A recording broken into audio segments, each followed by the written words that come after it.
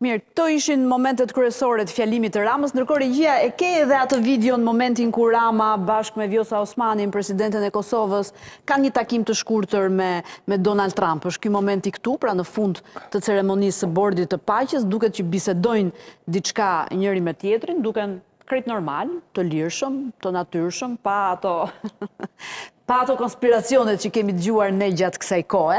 E pyeta në fakt gazetaren Klementina Cenkollari nëse është zbuluar diçka se çfarë mund të jetë folur, megjithatë nga ndërhyrja krejt e natyrshme edhe e presidentes Vjosa Osmani, mbas se po flasin edhe këtu për gjykatën e Hagës edhe për komandantët e UÇK-s, me shumë gjatë. Po do zbulojmë më shumë në ditët në vijim, po do ta komentojmë edhe këtë takim mes tyre. Zonja Mila, si fillim, një pyetje, ku e ndoqët fjalimin e Ramës? Se zoti Balla tha të gjithë në orën 4 përpara ekranit, ndërkohë ishin në parlament.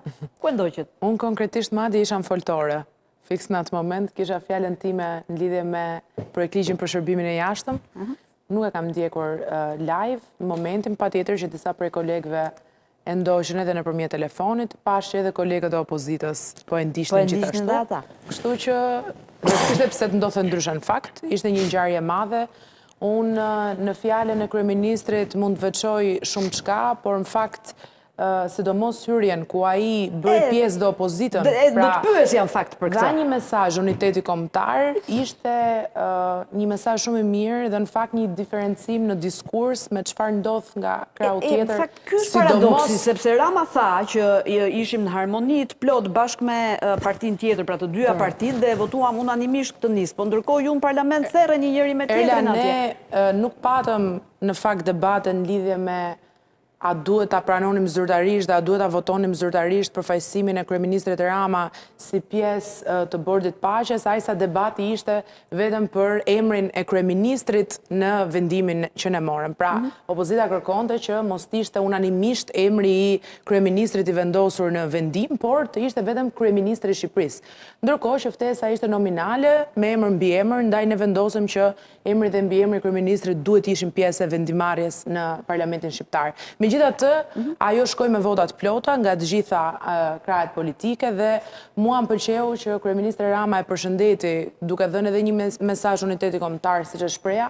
Në fakt, një ndryshim drastik, i ndryshëm me palën tjetër që zakonisht kur ka pjesëmarrje në tryeza ndërkombëtare nuk lë vend pa e sharë para e mbrapa Shqipërinë e çfarë bën kryeministri Rama, megjithatë i takon kryeministrit vendit të jetë mbi palët dhe mua më pëlqeu shumë që ai e dha këtë mesazh që në hyrje të fjalës. Vetëm se la pa përfaqësuar Grën Shrehajn.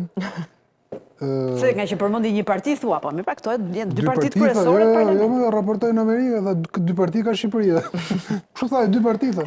Po mirë, pra, dy kryesorë. Nuk e përmendi dyshin, por dy partitë. Dy partitë. Tani me thënë drejtën edhe sheja duke qenë se ka qenë aty nuk besoj të ketë ngelur hatre. Jo, po do i ketë ngelur hatre. Dhe ka pas emocionale, do emocionoi shumë se ka me këtë që pam sot, a mund të themi që mbyllet ky diskutimi ynë i brendshëm këtu i këtyre ditëve që Rama si ka mirë punët me Trumpin, qoftë dhe për këto deklaratat tepër ta ndoshta ti që ka bërë dikur. Vetëm gjë që mbyllet është helikopteri im që më doli jashtë loje. Që do merrte Ramadura. Ishte mirë, pas ikur, s'ke që bën. Marrë histori. Për te kësaj. Për te kësaj, për s'ka gjë serioze në mënyrën e të bërit politik këtu. Tani, unë jam nga ata që nuk jam entuziast nga këto takime ndërkombëtare, me thënë drejtë. Pse? Nuk kam qenë ndonjëherë dhe nuk jam. Unë nuk besoj në këto. Këto janë show, janë spektakël. Rama është politikan spektakli e qanave, me thonë vërtetën, spektaklin e qanë. Çfarë qau sot? Nuk kemi një të dytë në si Rama në mjedisin tonë përfaqësues që të bëj spektaklin në mënyrë shëmbullore, e qanave. Nuk kam s'ke, nota 10. Por unë vetë nuk jam në i përkras i madh që nga këto kështu takimet multinacionale, multilaterale. Ti është analizë për... Jam kundër, me thonë drejten, këtyre gjërave multinacionale, që këto këtë bëra ose bëhera, kështu prallash bëhera, po tjetë për mua duhet ishte shtet me shtet. Ajo është klasikja e marrëdhënieve diplomatike.